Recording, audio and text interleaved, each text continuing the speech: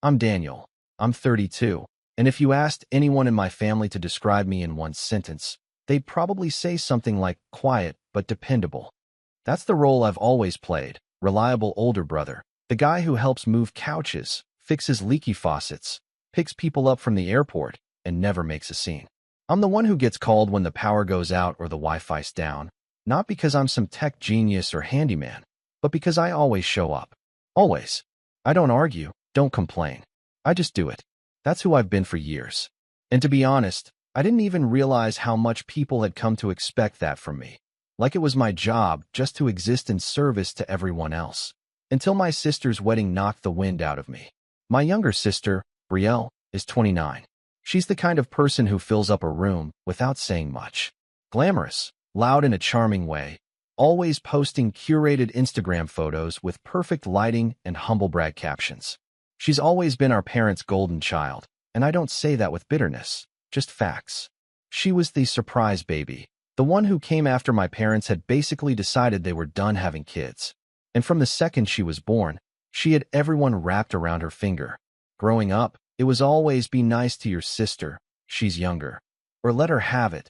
Daniel, you're older. You should know better. And I did. I knew better than to expect things to ever really be fair. Still, I tried to be close with her.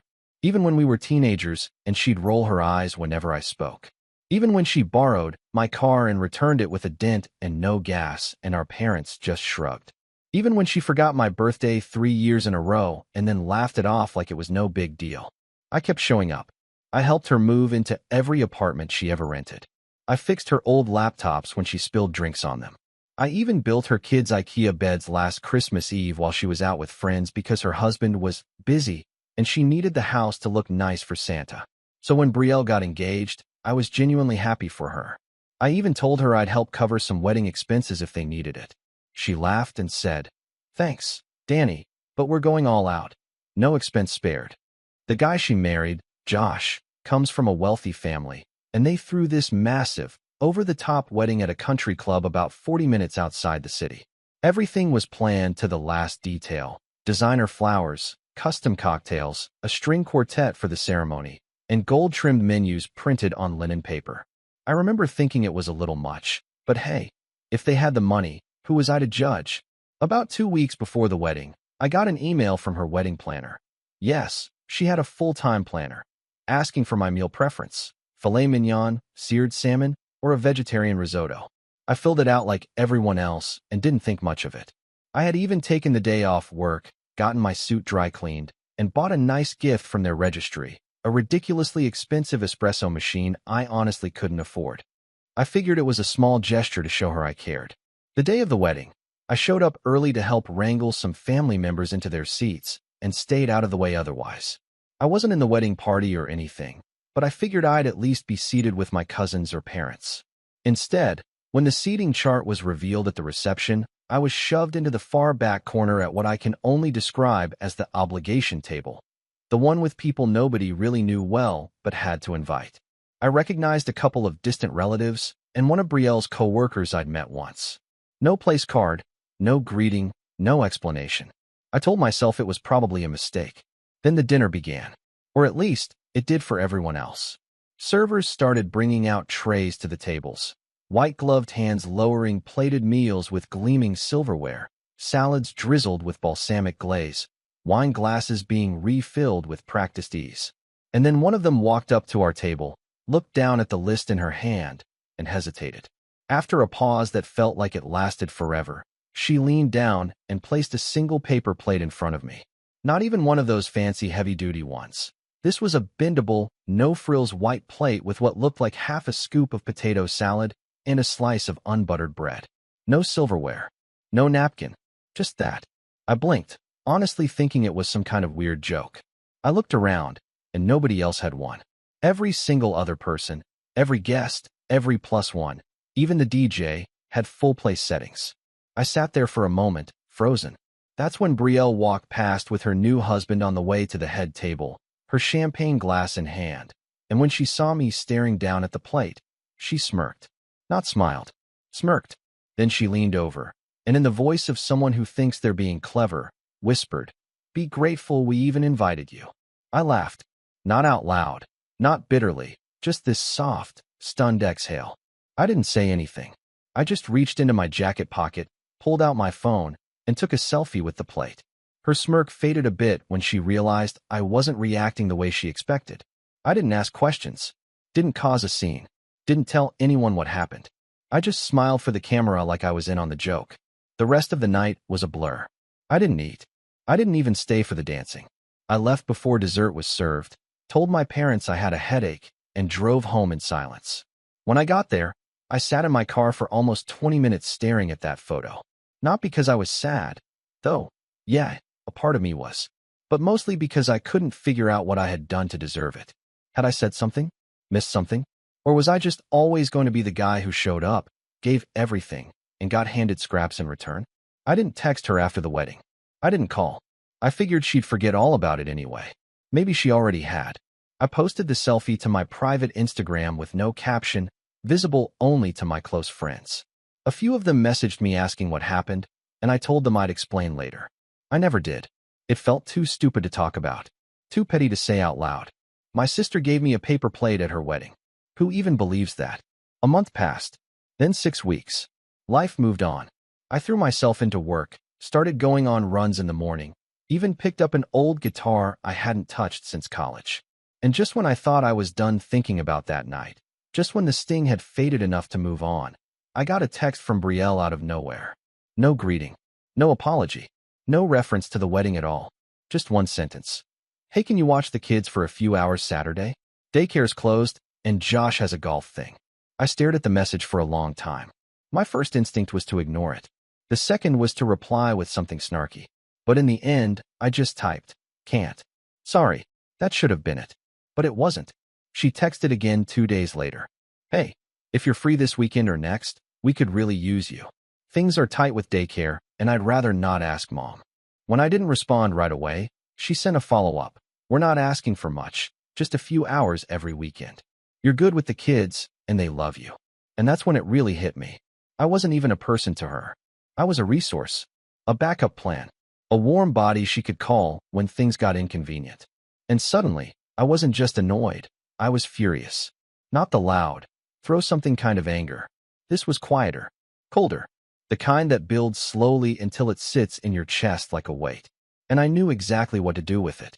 I opened my photo gallery, scrolled back to that night, and found the selfie. The paper plate. My forced smile. Brielle's wedding glittering behind me like a scene from someone else's life. I saved the image and waited. Waited for her next message. It came the next morning. I didn't respond right away. Her text just sat there for a bit, blinking at me like it expected me to cave. Any chance you're around Saturday morning? The kids have a birthday party after, so it'd only be a couple hours. I almost laughed. It was written so casually, like we were just good siblings doing each other favors. Like she hadn't humiliated me in front of 200 people not even 2 months ago. Like I hadn't sat in a folding chair with a paper plate while a server walked past me carrying a tray of steak and wine glasses to my cousins at the next table. I sent the photo. No words. Just the photo. Me, half smiling with my chin tilted slightly to catch the fluorescent ceiling light, holding that ridiculous paper plate. You could even see the crimped edge bending from the weight of the sad little potato salad. No explanation, no caption, just that. Read at 9:06 a.m. And then nothing. Not for an hour. Not for the whole day. I thought maybe she'd reply with something sarcastic, maybe a half-hearted LOL or an eye-roll emoji. But instead, radio silence. And that silence lasted 5 days. When she finally texted again, it wasn't what I expected. You're seriously mad about the plate? No apology. No reflection. Just a challenge. A tone I recognized immediately, dismissive, condescending, like I was overreacting to something trivial. I read the text 3 times and tossed my phone on the bed. It took me an hour to even type a reply, and all I wrote was, "You knew what you were doing." She responded in under a minute. "It wasn't my idea. The planner mixed up some stuff. Don't make this into a thing, Daniel." So now it was the planner's fault. Right. The same planner who personally emailed me with meal options? The one who had enough attention to detail to know my dietary restrictions. I have a mild dairy allergy. I even noted it. But somehow forgot to give me a plate like every other guest? Please. Still, I didn't press. I let her stew in the awkwardness of her half-lie. I didn't respond again. I figured that would be it, that maybe she'd get the hint and leave me alone for a while. But no. 2 days later, she called. I didn't answer. She called again an hour after that. Then my phone buzzed with a long message. Look, I don't know what's going on with you, but I'm asking for help here. Josh and I are drowning. Our nanny quit. Daycare's too expensive, and we don't have family nearby. I thought you'd want to help, considering you don't have kids and you work from home. You always used to say you loved spending time with Ava and Leo. What changed? What changed? That line sat in my gut like a stone. What changed? What changed was watching my sister pass out champagne to everyone in the room while I sat there feeling like the guy who had snuck in through the back. What changed was being humiliated, on purpose, and then gaslit about it like it wasn't a big deal. What changed was me finally realizing that maybe I wasn't being the dependable older brother. Maybe I was just the family's emotional punching bag. I typed a response. Deleted it. Typed another one. Deleted that, too. I didn't know how to explain to her that this wasn't just about a plate. This was about years of being taken for granted. Of always being available, always making space, always pushing aside my own needs for hers. Of being the one she leaned on, but never really saw. So I said nothing. I didn't answer her next 3 messages. That's when the shift happened. She stopped asking and started telling. I really need you Saturday, just from 10 to 3. Josh has a meeting and I can't cancel on my friend again. I'm dropping the kids off at your place. Please leave the door unlocked. That was the moment I felt something crack inside me. Not break, not snap. Just crack. A long, slow fissure through something I'd spent my whole life building. My patience. My quiet tolerance. My ability to just take it and move on. And then, without warning, my mom called. Now, my relationship with my parents has always been, let's call it unbalanced. They weren't bad people, just highly selective with their attention. Brielle was the star, always. She was the dancer, the pageant girl, the straight-A student with the bright future. I was the quiet one, the helper, the son who never needed much. Hey, sweetheart, my mom said. Her voice was warm, practiced, the kind of tone she used when she was buttering me up for something. I just talked to Brie. She says you're having a little tiff? A tiff. A tiff. Like I'd refused to pass her the salt at dinner. Like I hadn't been humiliated in front of our entire extended family and all her friends. I stayed quiet. She's really struggling, Daniel, my mom continued. You know she wouldn't ask if it wasn't important. Josh works a lot, and with everything going on, well, you don't have kids, so you wouldn't understand. There it was. The classic line. You don't have kids. You wouldn't understand. Because apparently, in our family, having children turned you into a martyr and granted you access to a special kind of sympathy that erased all your past behavior. Mom, I said carefully, did she tell you what happened at the wedding? There was a pause. A long one. She mentioned there was some issue with the seating, she said finally. But honey, that's water under the bridge, isn't it? It wasn't. And she knew it. I hung up without saying goodbye. It was the first time in my life I'd done that to my mom. And it felt awful, but also necessary. That night, I didn't sleep. I laid in bed replaying every moment from that wedding. Every tiny cut from the last few years. Every unacknowledged favor. Every birthday ignored. Every holiday where I sat alone at the kid table because they ran out of space. And suddenly, I remembered something. Brielle's bridal shower. A month before the wedding, I had offered to help set it up. She declined, said her friends had it covered. But then she called the day before in a panic because her balloon arch collapsed, and her charcuterie vendor bailed last minute. I dropped everything, drove across town with my folding table, picked up supplies, and spent 4 hours slicing cheeses and rolling salami into little roses because that's what she saw on Pinterest. She posted photos afterward, tagged her friends, never mentioned me. I remembered every single slice. The next day, I blocked her number. Not just muted, blocked. Then I blocked my mom's number, too. I turned off my phone and drove to the lake an hour away. I sat there on a rock with my feet in the water, breathing, thinking, watching the sun start to dip behind the trees. It was the first real silence I'd had in weeks. That's when it hit me. She wasn't going to stop. None of them were. Because they had never been taught what my boundaries looked like. Because I'd never shown them. But now I was done. That night, I opened my laptop and created a new album. I titled it Receipts. And I started collecting. The texts. The bridal shower photos. the messages from my mom, even the RSVP email from the wedding planner. I screenshot them all, organized them, labeled them. I wasn't even sure what I was going to do with them yet, but I knew I needed them. Not for revenge. Not yet. But for clarity. For proof. So that the next time someone tried to spin the story, I'd have the whole picture. But Brielle wasn't done. Not even close. Because 2 weeks later, she showed up at my apartment, with the kids. Unannounced. Banging on the door. Calling my name. Daniel. Come on, open up. I know you're home. I saw your car. Ava and Leo were with her. Leo, the youngest, had tears in his eyes. Ava looked confused. She was holding a backpack with cartoon dinosaurs on it. I just need a few hours, Brielle said through the door. Josh is out of town, and I'm going to miss my appointment. You're seriously going to let your niece and nephew sit in the hallway? I didn't answer. I just stood there behind the door, heart pounding, hands shaking, because this wasn't about babysitting anymore. This was about control, about entitlement, about her thinking she could drop her kids at my door like packages and walk away. After 10 minutes of knocking, she finally left. But I knew, deep down, she wouldn't let it go. And that was the moment I realized. I had something she needed. Something she couldn't buy, manipulate, or guilt her way into. Access. And I was about to take that away, permanently. But not yet. Because first, she had to learn what it felt like to be ignored. Really ignored. To need someone, and know that they'd stopped caring. To finally feel what I'd felt for years. I just didn't know yet how far she'd go to get back what she'd lost. But I was about to find out. I didn't open the door. Not when she banged. Not when she shouted. Not even when Leo started to cry. I stood there on the other side of the frame, back pressed to the wall like I was the one intruding.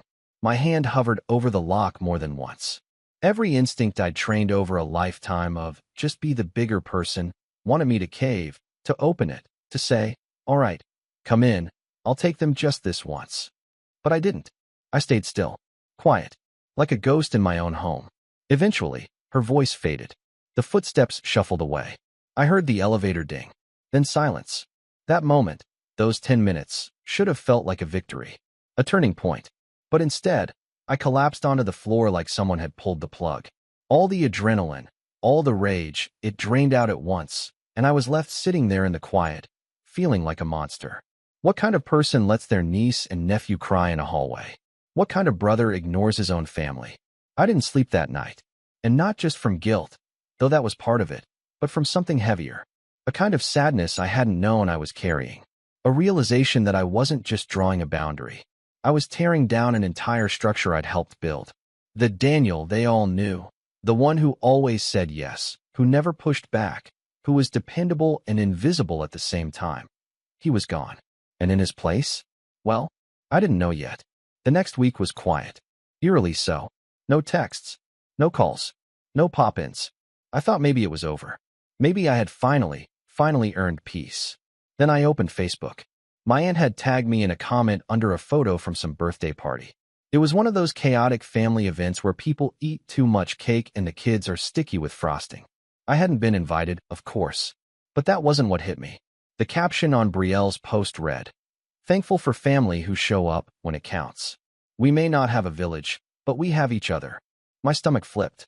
It was so perfectly curated, so disgustingly fake. There she was, surrounded by people holding her kids, smiling like the picture of maternal sacrifice. No mention of me. No room for the truth. Just this polished image of a struggling mom doing her best with the little support she had. And the comments. Oh, the comments. "You're such a strong mama. I don't know how you do it all, girl. Superwoman. Let me know if you need a sitter. Wish I lived closer." I scrolled through them, heart pounding, jaw clenched, reading people praise her for surviving a storm she helped create. And for a moment, I wanted to comment. To write, "She has family. She just burns them out and then plays the victim." Or maybe post the photo again, the paper plate, the smirk, and let people draw their own conclusions. But I didn't. Instead, I logged out and deleted the app from my phone. Because I knew what this was now. It wasn't just about me. It was about narrative, control, image. And if I was going to truly step away from it all, I had to let go of that, too. I had to stop needing them to understand.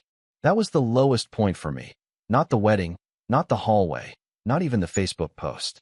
It was that exact moment, sitting in my apartment, realizing that closure might never come, that they might never apologize, never see it from my side. That no matter how calmly I explained, how carefully I laid out the facts, they'd twist it, make it about their struggle, their hardship, their perspective, and I'd still be the quiet one, the one who changed, the one who snapped. I cried that night, not for them, for me, for the years I'd spent chasing approval like it was a prize I just hadn't earned yet, for the family I thought I had, for the version of myself I had to bury just to survive. But here's the thing about rock bottom. It's quiet. And in that silence, something shifted. The next morning, I made coffee, stared out the window. Then I opened my laptop and did something I'd been putting off for months. I updated my portfolio. See, I'm a freelance designer. Logos, branding, UI work. I've always had steady clients, but I never really pushed myself. I kept my rates low, never marketed, never asked for referrals. I told myself it was because I liked staying under the radar. But deep down, I think I was scared. Scared to take up space. Scared to ask for more. Scared of becoming the kind of person my family would whisper about behind my back. But now I had nothing to lose. I spent the next 3 days revamping everything. I built a new website, rewrote my bio, reached out to past clients, and asked for testimonials. I even signed up for 2 design platforms I'd always avoided, thinking I wasn't good enough. Within a week, I landed 3 new clients. Within a month, I doubled my income. And with every new project, every glowing review, I felt a piece of myself return. Not the Daniel they knew, the quiet one, but the Daniel I'd buried under years of forced humility. I started going to the gym, too. Nothing intense, just moving my body, lifting weights, breathing deeper. I changed my morning routine, started journaling, bought a coffee machine that actually made me excited to get out of bed. And slowly, I rebuilt my life. But here's the thing they don't tell you about rebuilding. It's lonely. Even when things are going well, even when your calendar's full and your bank account looks healthy, there are moments when it hits you like a punch to the chest. They don't care. They don't check in. They don't notice. They just move on. And that realization hurt more than anything else. Because for all the talk about family, about unconditional love, it turned out mine had conditions. Quiet ones. Unspoken ones. But real. And now that I wasn't playing the role, I was written out of the script. That fall, I spent Thanksgiving alone for the first time in my life. No invite. Not even a group text. I saw photos later, Brielle hosting, of course. The table was set beautifully. Matching plates. Candlelight. Even the kids had mini place settings with gold napkin rings. I almost laughed. The irony wasn't lost on me. I made pasta that night. Watched old reruns. Went to bed early. And you know what? It was peaceful. Quiet. Mine. A few days after that, something unexpected happened. I got a message on LinkedIn, of all places, from Josh. Yeah, Josh. Hey man, not sure if this is weird, but I saw your news site. Impressive stuff. Didn't realize you were doing so well. That was it. No, sorry. No, hope you're doing okay. Just a little poke. A fishing line, thrown out to see if I'd bite. I didn't respond, because by then, I'd learned something important. When people only reach out once you're thriving, it's not about you. It's about what you can give them. Still, I won't lie. I stared at that message for a while. I imagined responding, being cordial, maybe even letting him know how much that wedding had hurt me. But then I remembered Ava's confused face in the hallway. The single paper plate. The way my mom had said, "It's water under the bridge, isn't it?" And I realized I didn't know them anything. I had my own bridge now. And I was finally learning how to cross it without looking back. What I didn't expect, though, what caught me completely off guard, was what happened next. A knock at my door. 3 months after I'd blocked her. 3 months of silence. And there she was. Brielle. Alone. No kids.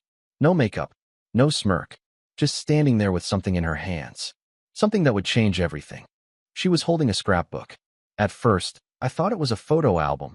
One of those sentimental gestures you see in movies when someone tries to make amends. But as I stood in the doorway and Brielle held it out toward me with both hands, I realized this wasn't an apology. It was something else entirely. "I thought you might want this," she said, her voice lower than I'd ever heard it. No sugar, no performance. Just flat. Like she was exhausted. "You made most of it anyway." I took the book and flipped it open. Pages of birthday cards. Photos from our childhood. Drawings I'd made for her when she was 6. A wrinkled flyer from her first school play, where I'd drawn stars in the margins and circled her name. "You kept this." I asked without meaning to. She looked down. Mom did. After she passed it to me, I figured you'd want it. I almost threw it out a few times, but she trailed off. I didn't invite her in. I didn't step aside. We just stood there in the hallway like two strangers who'd run into each other in front of a house neither of them belonged to anymore. Is that why you came? I asked. To give me this? She nodded slowly. But then, after a pause, added, and to ask for a favor. There it was. I felt my jaw tighten, like muscle memory. She couldn't help herself. Even now, especially now, she only showed up when she wanted something. It was almost laughable how predictable it had become. But then she looked me in the eye and said, Josh left. Just like that. 2 words. No build-up. No emotion. I blinked. Wait, what? He packed a bag last week. Said he couldn't do it anymore. Took the car, the guest room TV, and half the savings. I found out there's someone else. Maybe more than one. She gave a bitter smile. You were right. About all of it. I didn't say anything. What could I say? I had no idea how to process this. Part of me wanted to feel sorry for her.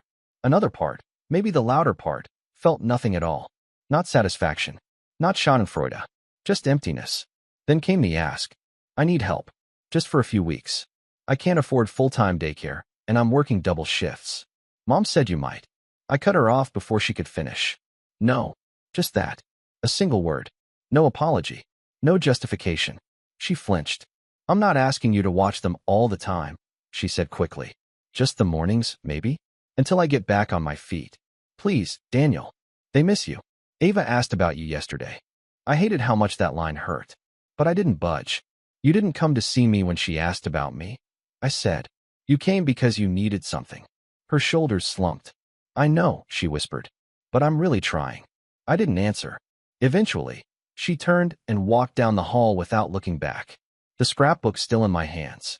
I closed the door behind her and leaned against it, heart racing, not from anger this time, but clarity. Cold, clean clarity. This wasn't about babysitting. It never was. This was about patterns. About how people treat you when they think you'll never leave. And for the first time in my life, I wasn't just walking away, I was planning something. I didn't want revenge in the traditional sense. No screaming. No public takedowns. I didn't want to burn her life down. I wanted something quieter. I wanted the truth. So I started paying attention. It began with social media. Despite everything falling apart behind the scenes, Brielle kept posting like her life was intact. Carefully framed photos of the kids baking cookies, tagged with #blessedmoments. Quotes about strength and healing. A smiling selfie in the car, clearly hiding the tension in her eyes. And the comments? Flooded with sympathy. You're doing amazing. Josh didn't deserve you. Single mom life looks good on you. But here's what most people didn't know. Brielle was not as alone as she made herself out to be. Because while she posted about having no one, I noticed something strange. A recurring name in her tags. Kendra. Kendra was an old friend from high school. Someone I vaguely remembered from years ago. Pretty, ambitious, and messy. She used to be one of those girls who lived for drama. And it looked like she was back in Brielle's life with a vengeance. Digging a little deeper, I discovered that Kendra had recently launched a momfluencer brand. Something about resilience, healing, and parenting through hardship. Her content had a very familiar tone, because a lot of it sounded like Brielle. Same phrases, same hashtags, even the same captions. Then I found the podcast. Kendra and Brie, Stronger Than Yesterday, launched a few weeks prior. Weekly episodes, light banter, dramatic storytelling, and healing through humor. And sure enough, in episode 3, Brielle told the story of how her brother abandoned her in her time of greatest need. She didn't name me, but it was me. She described the paper plate incident with tears in her voice, framing it as an honest mistake the planner made, and how her brother used it as a reason to turn his back on her. She said, I know I'm not perfect, but I would have never let my niece and nephew cry outside someone's door. Never. Family is supposed to show up, even when it's hard. That line, it burned. Because it was a lie. A beautiful, crafted, sympathy-gathering lie. But the thing about going quiet for a while, people forget you were listening. I downloaded the episode. Saved it.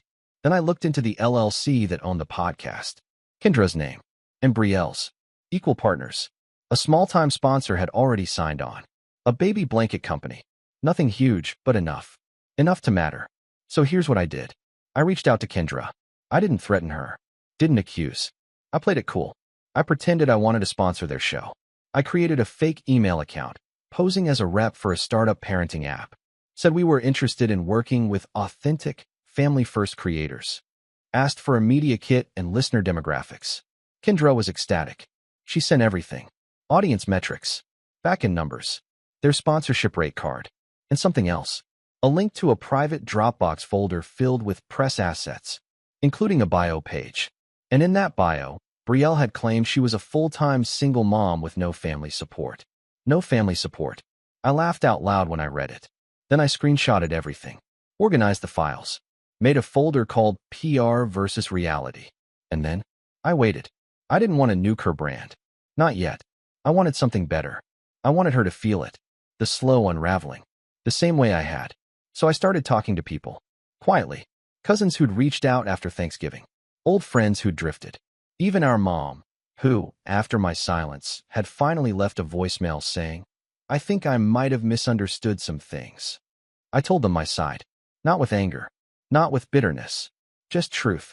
I showed them the texts. The wedding photo. The podcast clip. I let them draw their own conclusions. And slowly, I saw the shift. The Facebook likes on her posts dipped. The comments grew fewer. Mutual friends stopped reposting her quotes. I didn't gloat. Didn't call her out. Because I wasn't interested in public humiliation. I was interested in silence. In isolation. In her finally seeing what it felt like when the people you relied on disappeared. But I wasn't done. Because the final piece of this puzzle, the moment I'd been waiting for, was coming. I just didn't know it would arrive so perfectly wrapped. 3 weeks later, I got an email. From the podcast sponsor. The baby blanket company. Apparently, my fake startup had gotten their attention, and they reached out for a collaboration. To Brielle's real email. And she, thinking it was legit, forwarded it to Kendra, who forwarded it right back to my fake inbox, excited to close a big fish. Which meant, I had her. I had proof that she was willing to fabricate her story on a business platform for personal gain. And suddenly, I wasn't just her estranged brother anymore. I was holding the string that could unravel her entire facade. But I hadn't pulled it yet, because I was waiting for the moment she'd come crawling back again. She texted me again on a Sunday morning. "Hey, I know you probably don't want to hear from me, but if there's any part of you that still cares, I could really use your help." It was short. No emojis. No guilt tactics. Just a quiet plea. I stared at it for a long time. She didn't know what I had, what I'd been building. She didn't know about the folder on my desktop labeled Final Move, or the way I'd turned her fake vulnerability into a breadcrumb trail of receipts. She didn't know I'd been gathering everything, not to ruin her, but to show her a mirror she couldn't smash.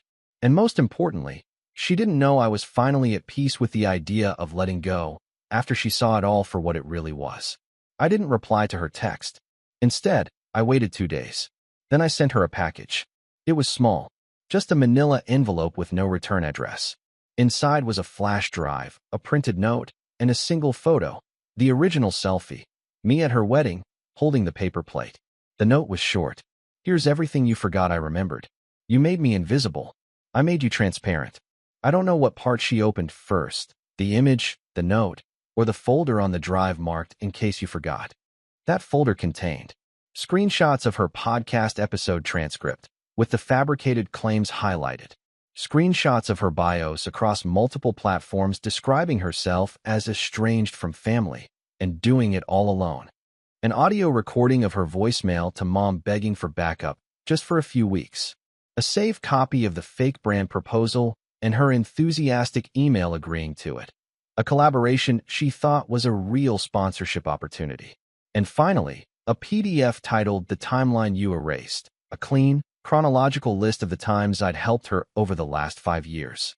Moving, babysitting, fixing things, the charcuterie roses, the 3 a.m. emergency pharmacy run when Leo had a fever. It was detailed, undeniable. She went silent for 4 days. Not a word, not a text, not even a passive-aggressive post. Then Kendra messaged me from her personal Instagram account. It was polite, professional, and just a little panicked. "Hi, Daniel. I just wanted to reach out because there's been some confusion about a potential sponsorship deal. I understand you may be in possession of some content that includes me. I'd love to clarify or discuss how we can resolve this amicably. Translation, please don't blow this up. I waited a full day. Then I responded, you weren't the target, but you chose your partner. Don't build a brand on someone else's broken story. She left me on read.